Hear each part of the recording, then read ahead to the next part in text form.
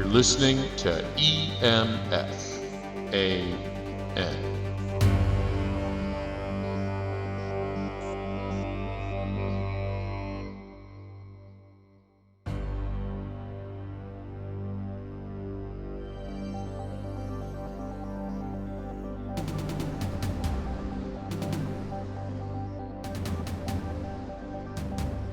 Welcome to the official podcast of the EMF Action Network. This is podcast number 5.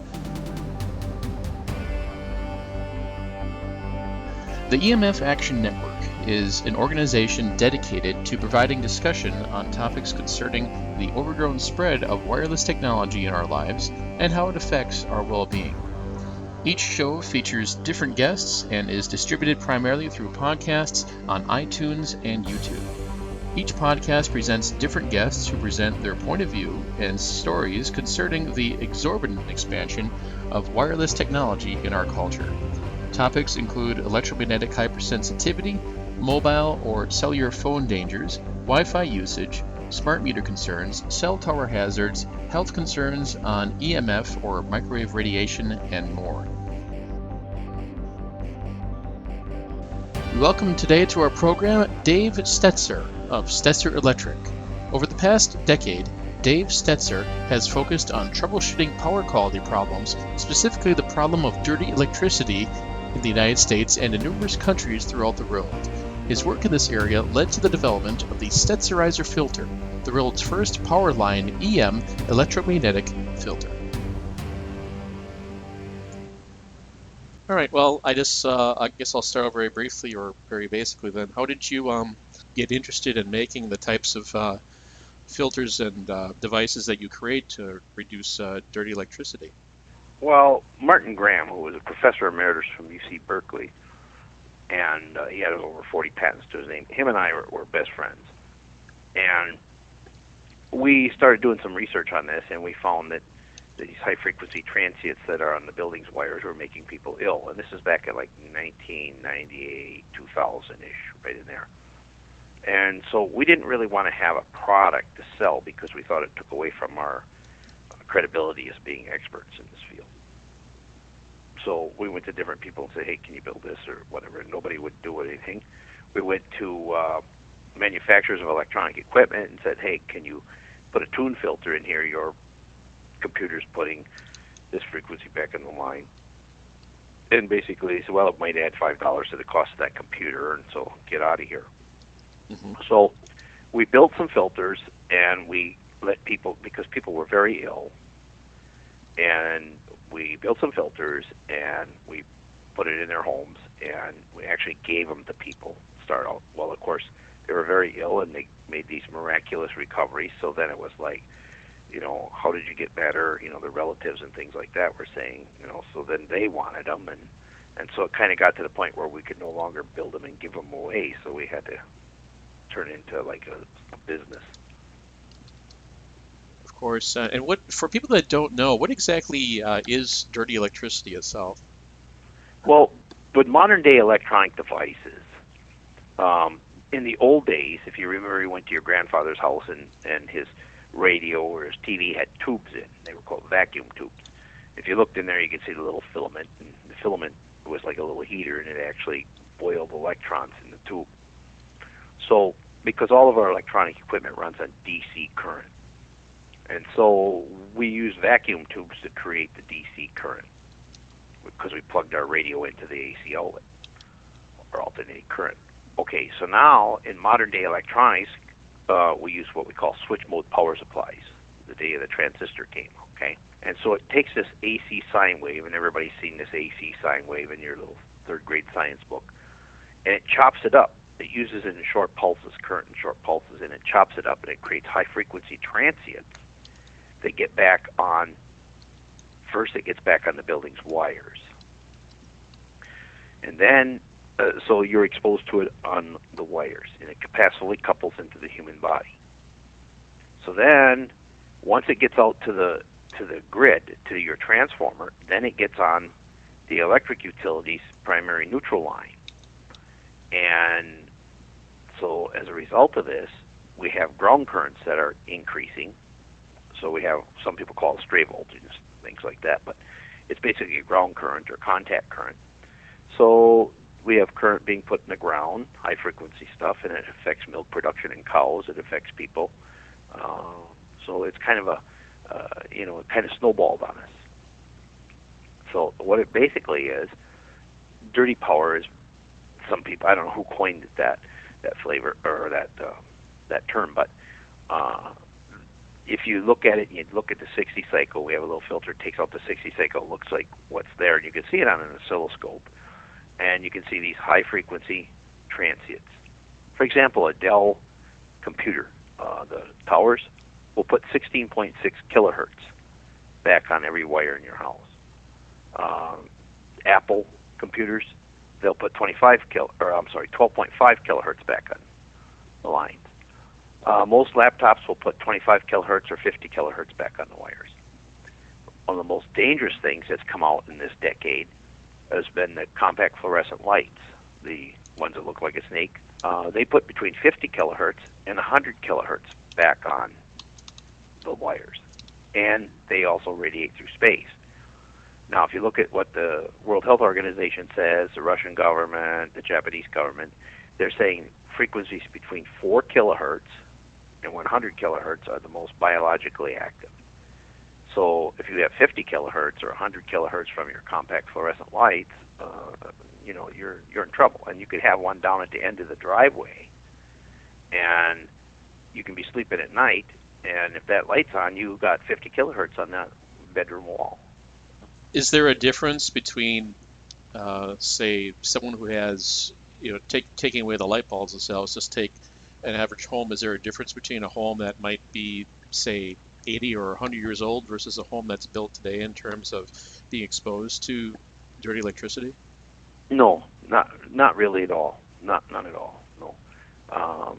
Some of the older homes had like knob and tube wiring, and if you have a bad connection, that's an arcing event, and that would cause more dirty electricity. But not really. No. What are you mentioned a little briefly about what people are suffering from, but can you talk a little more about like what are some of the symptoms that people experience that are suffering from the exposure to this? Well, headaches, nausea, flu-like symptoms. If you look at the symptoms of something called chronic fatigue or fibromyalgia or ADD or ADHD, they are the exact same symptoms as exposure to high frequency. If you, the U.S. Navy has done research, and so has the United States Air Force, and now that stuff has been declassified and it's out there, and you can get the list of symptoms. Just type in radio wave sickness, they called it.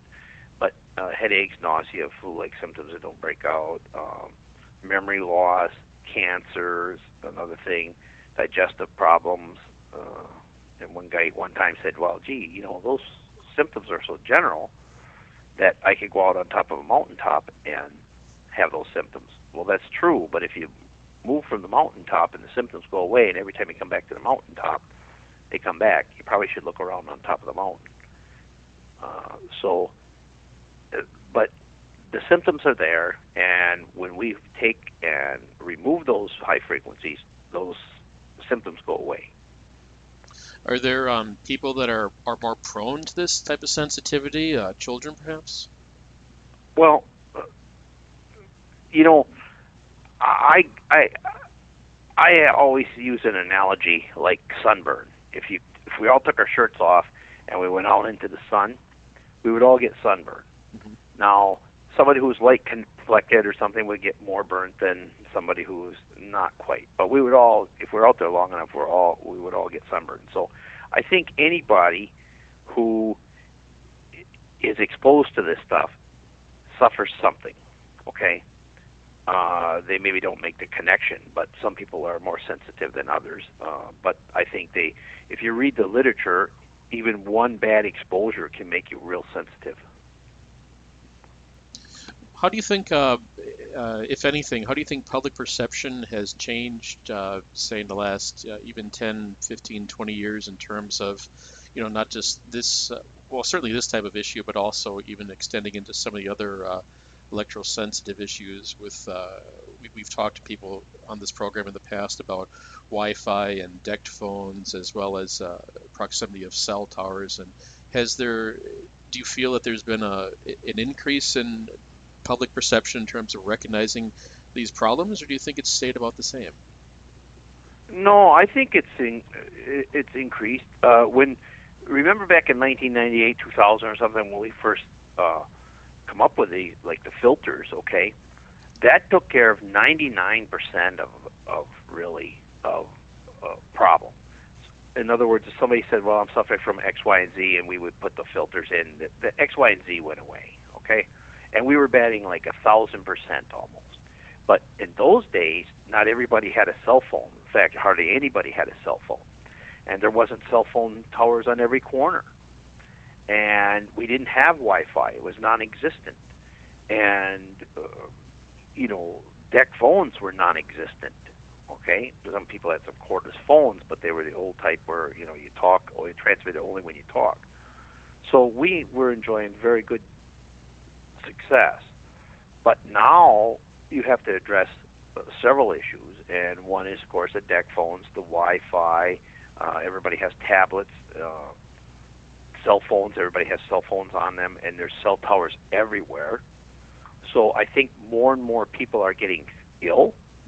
More and more people, back in 2000, I talked to a lot of people, and they would go to their doctors, and they would say this, and they would diagnose them as like chronic fatigue or something like that. And it's a no known cure, no known cause.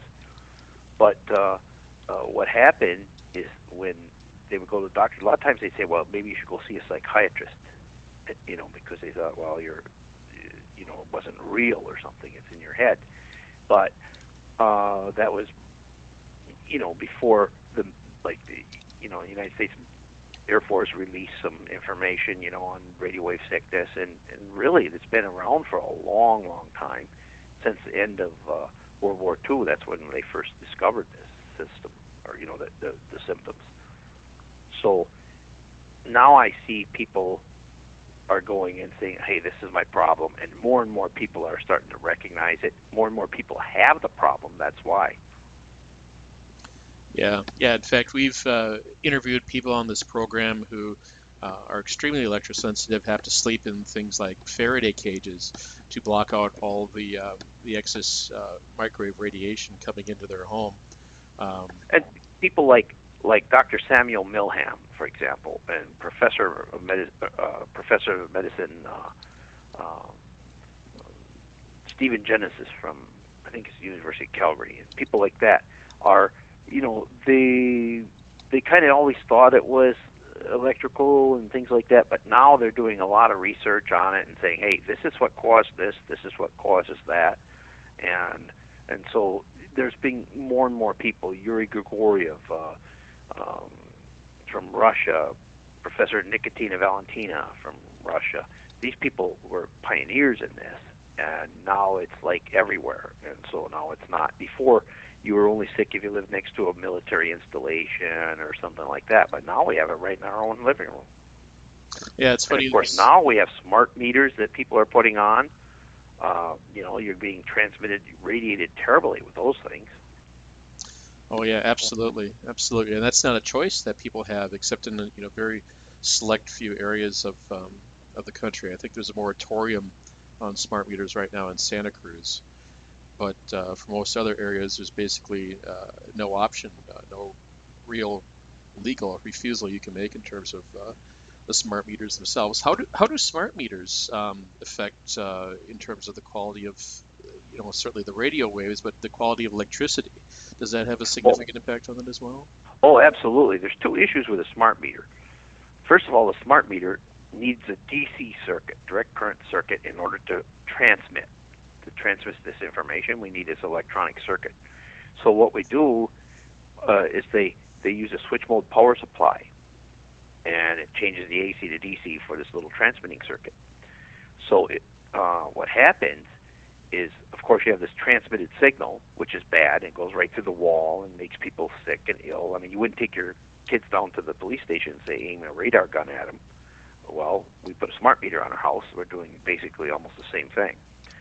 Then the second thing is that when we change this AC to DC, it switches at a rate of 50,000 times per second.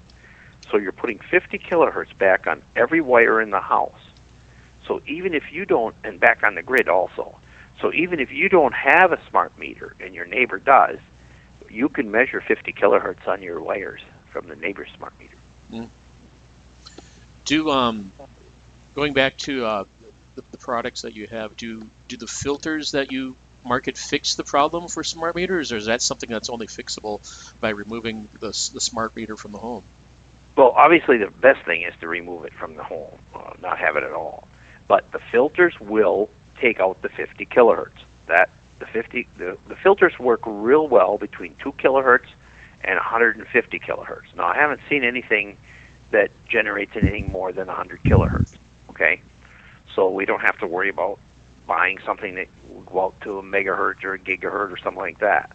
Okay, that's on the wires. So the filters will clean up what's on the wires, but it will do nothing for what's coming through space.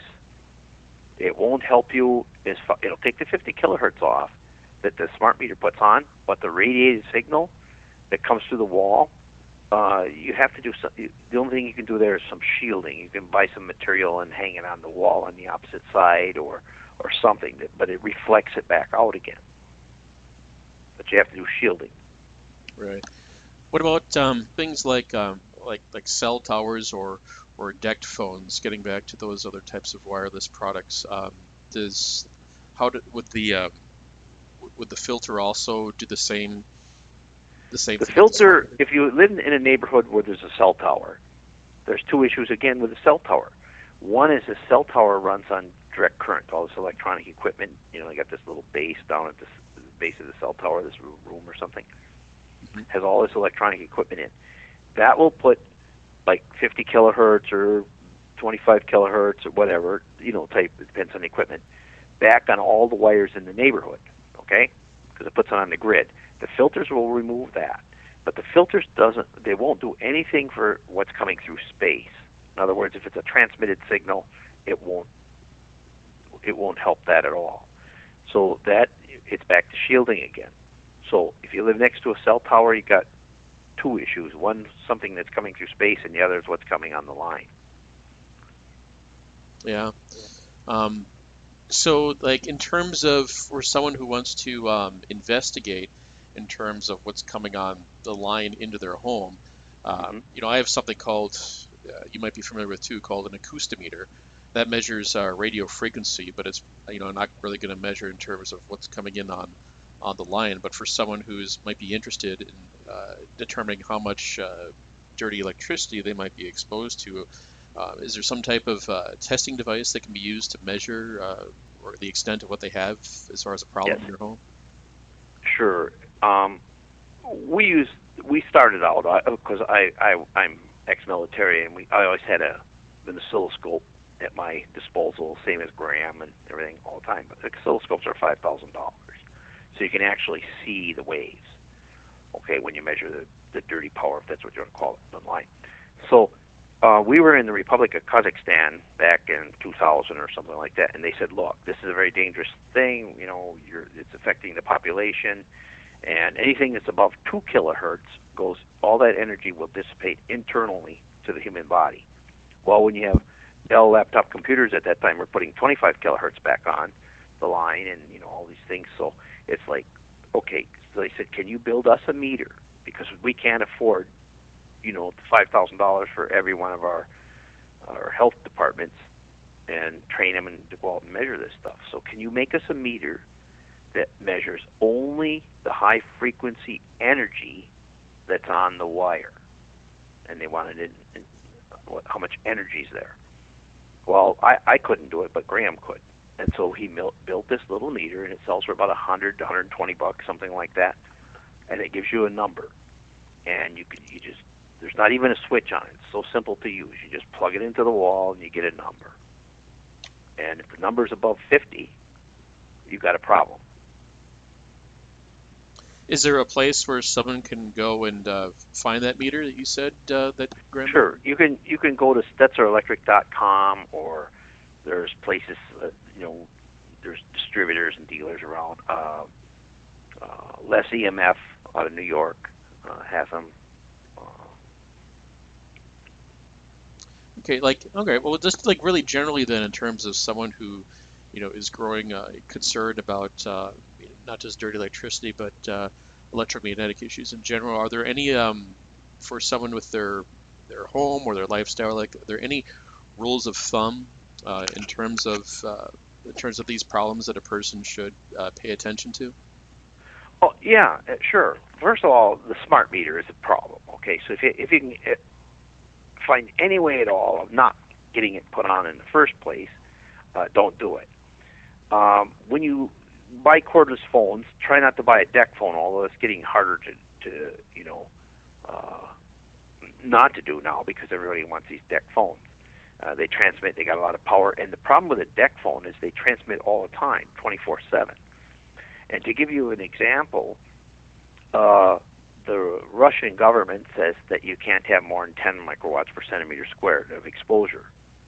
Well, a deck phone puts 2,000 back if you're 10 feet away from it. So you can see maybe they're off by plus or minus 5 or 10%, right? But they're not off 200%. So Wi-Fi. Try to limit your use of Wi-Fi. I don't have it at all. I cable everything I have. Now, of course, when my kids come or grandkids and they got their little iPads, it doesn't work. So, but maybe they need a break from it anyway. So try to limit your use of Wi-Fi. Smart meters, you're going to have to do something. I suggest getting a meter. Actually, there's 3 exposures that you get exposed to high frequency from. One is what's on the building's wires. The solution to that is the filters. It'll take care of it. That's not a problem. Number 2 is what's coming through space, like cell towers, deck phones, Wi-Fi, things like that.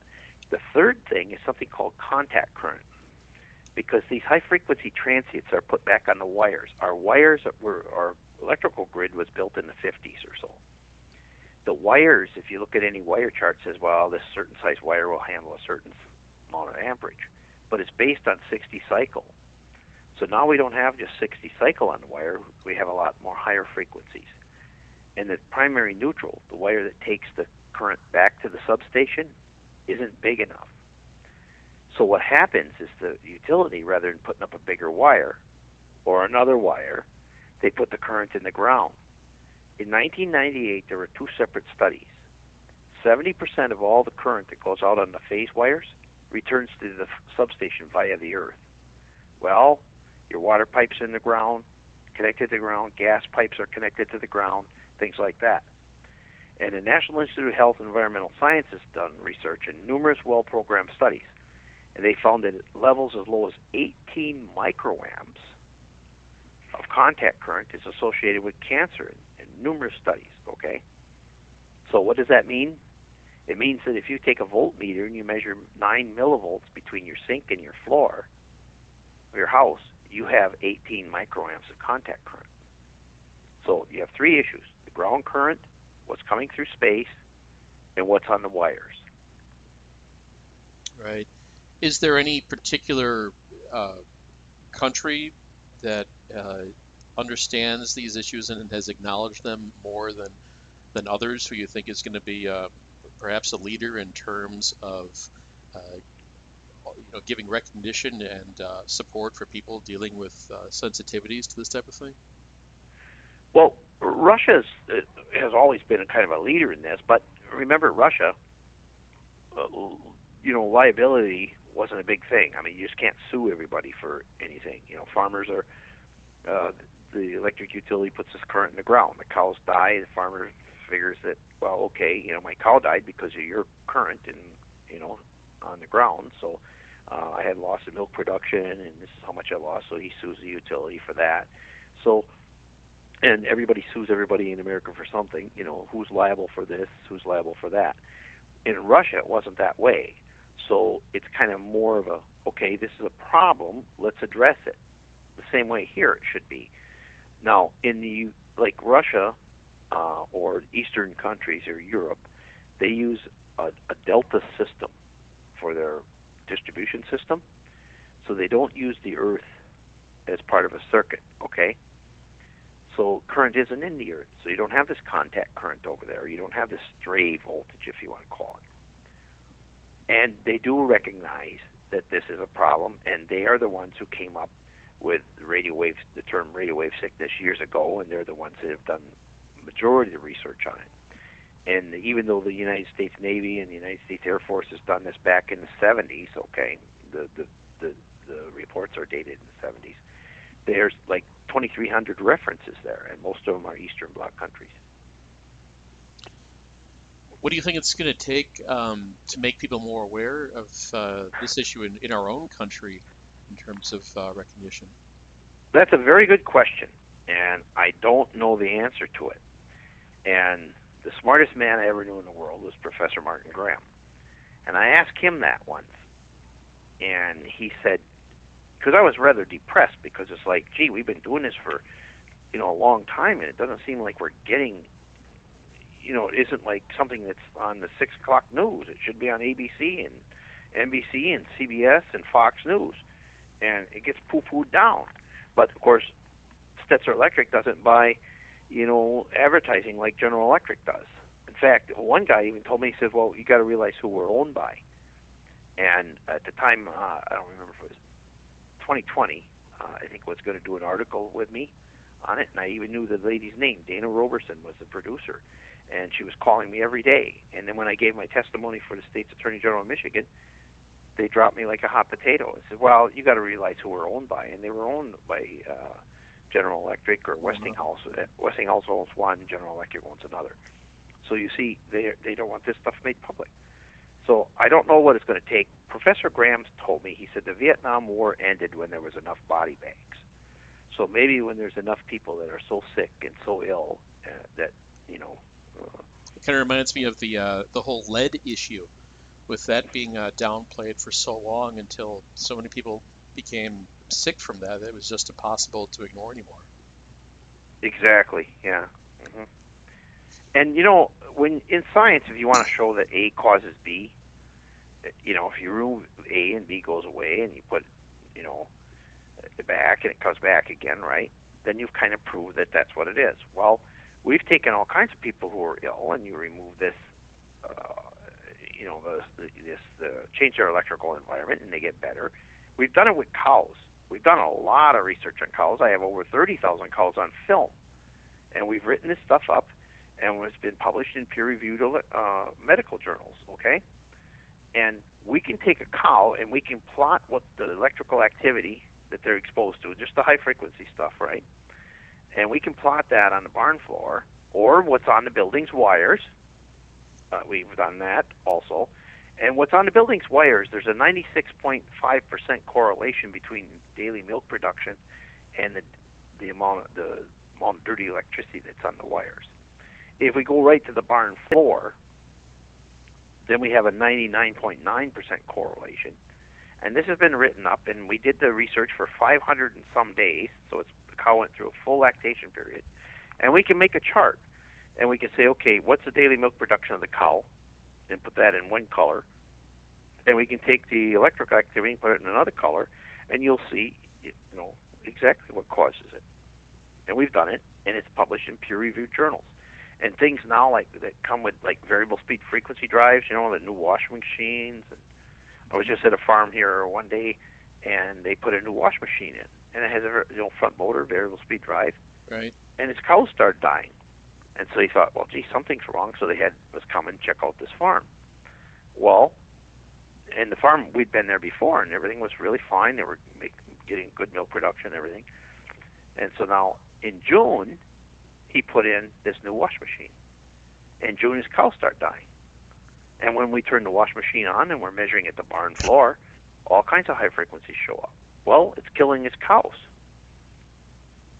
That's really, that's just amazing, and that's one thing that we haven't really touched a whole lot on this program is how electrosensitivity affects animals. I Well, drove through the countryside just this morning here. I was driving to another small town in Manitowoc County here, and there's just farm fields everywhere with very large cell towers, right in the middle of them. And it makes you just wonder, how does that affect every type of livestock that might be out there?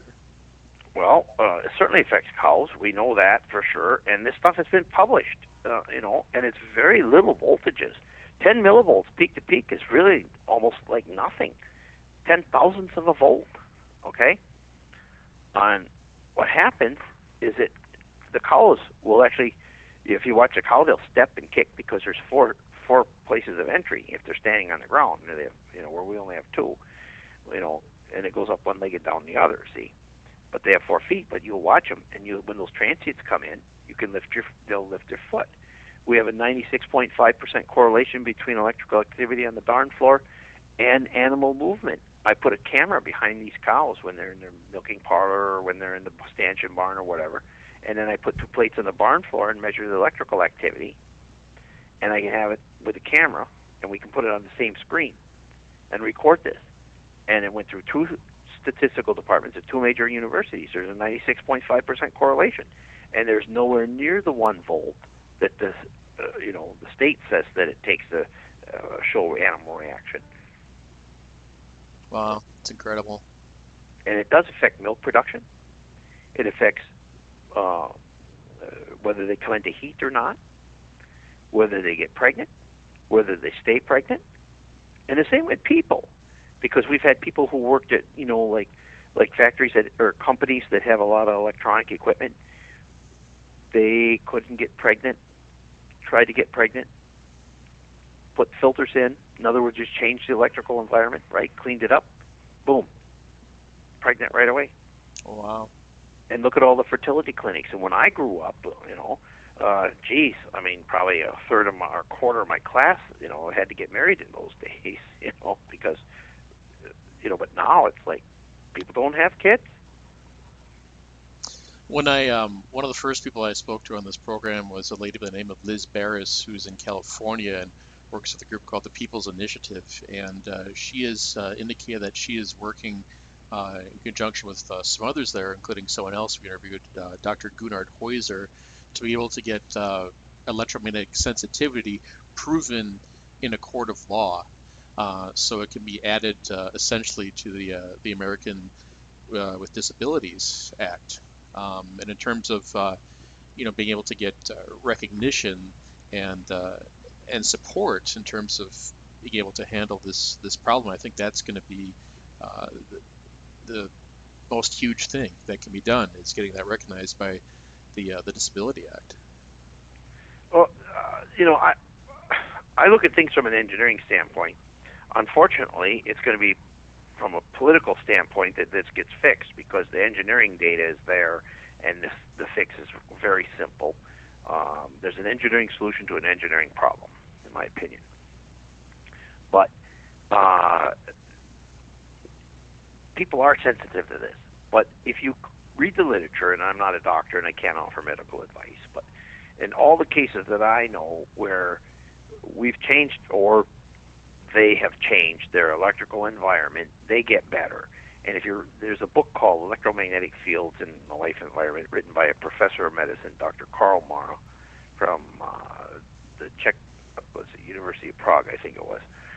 He was head of the research or health and hygiene department there. And they did some research, and like 75%, I think it is, of all the people who suffered from this made 100% recovery. But they had to get out of the fields. Unfortunately, now it's like, where do you go? Yeah, because almost everywhere either has some type of exposure to something, whether it's smart meters or cell towers or you can't travel, you can't go to the airport. Every other person is on their cell phone, and the other ones are on Wi-Fi on their tablets or computer or something. It's all Wi-Fi, or everything's wireless. Yeah. These kids, they go to school. The teachers got smart boards in their classroom. They got everybody has to have a computer now, or these iPads, or whatever they are, and they got the smart boards, they got Wi-Fi, and every one of them's got a cell phone in their pocket. And then plus all this electronic equipment in the building and energy efficient lighting. We did some research with lighting, and one lady was doing her cows, and she noticed that the cows were kicking in the morning, but her husband said, well, they don't kick at night. So they kind of got some arguments. Well, in the morning, she started milking at 3 in the morning, and the lights were on. In the afternoon, they have a big picture window in the parlor, and they didn't need the lights, see, in the afternoon. So when they took the measurements and they got the meter readings to back it up, then it's like, oh, okay. So she turned the lights off, and the cows went up like 5 pounds per day in milk production. Oh, wow. Yeah, you hit on one of the things that I worry about the most, and that's schools. I reference my own high school, which is where there's Wi-Fi, and everyone has their own personal computer. And I think of 30 people in one classroom, all with their computers on, all transmitting Wi-Fi. It's just more than my mind can take, almost. Yes, and if you go there, you won't feel good. You'll start to get phlegmy. You come in, your chest will start to kind of like, clear your throat type thing. You start to get, headache, nausea, vision. It affects your vision. You get mentally depressed. We know that it affects dopamine levels, and dopamine's how you feel. And so people who commit suicide have very low dopamine levels. And it causes mental depression is one of the major symptoms. And Professor Milham has done some research because dopamine you can measure. And also it affects your immune system. And he took 12 people at the Olympia, Washington Library, and he checked their urine for 12 weeks. And nobody had less than 300 neurotransmitters in their urine. Now, you don't want to have any in your urine because the neurotransmitters is like the electrical grid of your body. It's the communication system. If you get a cancer cell in your prostate or your ovary, there's a signal that goes up to your brain that says, hey, look, there's something wrong here. And the brain analyzes, sends it back and says, yeah, we got to send something down there to kill it or keep it in check. Well, that information is transmitted on neurotransmitters. Well, everybody had more than 300 neurotransmitters. They changed the electrical environment in that library. Actually, all they did is put filters in. When they put the filters in, they checked them, and nobody had, within 8 hours, they checked their urine. Nobody had more than 3 neurotransmitters in their urine. And nobody had less than a 50% change in dopamine levels. We talked a little bit before about compact fluorescent light bulbs in terms of the emissions that those things give off. How does that compare to, say, like the old-fashioned, long-time tube fluorescent lights that have been around for decades? Okay. The old-fashioned tube type that have been around for decades, if you don't, first of all, there's a ballast on them. So you have this big magnetic field from the ballast. But if it's a 60-cycle magnetic field, I haven't really read any conclusive evidence that says the 60-cycle causes a problem. But I haven't read any papers, and I've read thousands. I haven't read any research that says that the high frequency does not cause a problem. So you don't really have this high frequency problem with the old tube type fluorescents.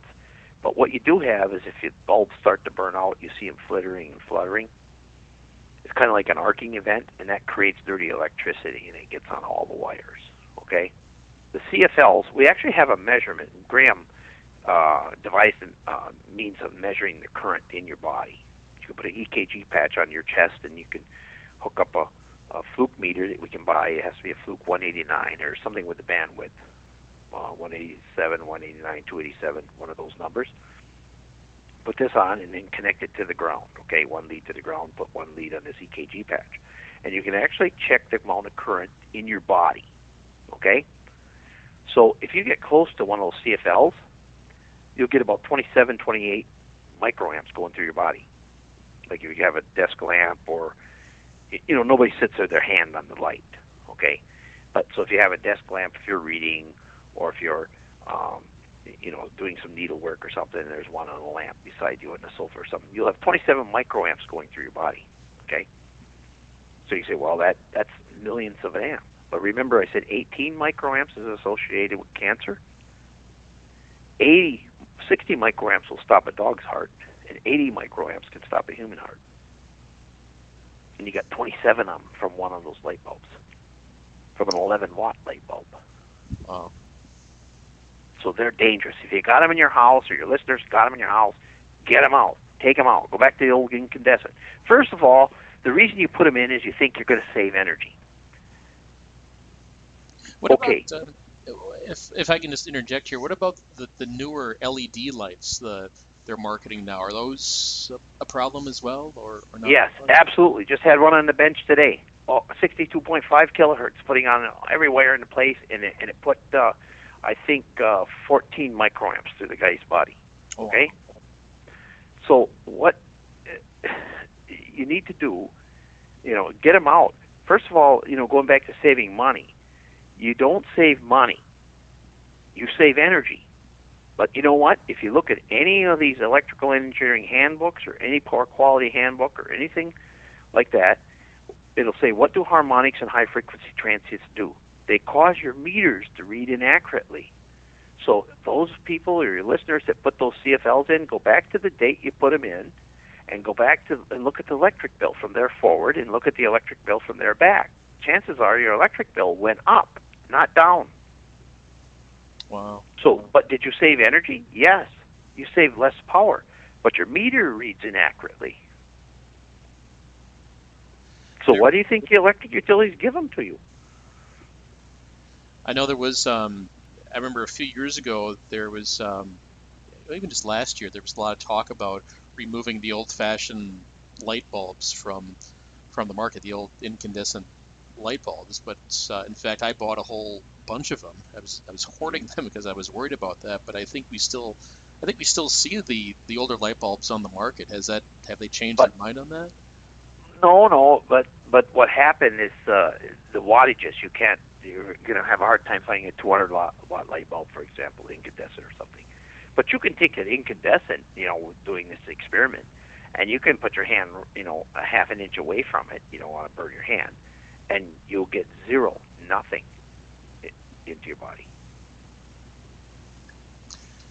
Is there any, aside from the incandescents, is there any newer technologies available that are being developed that provide lighting without any radio frequency?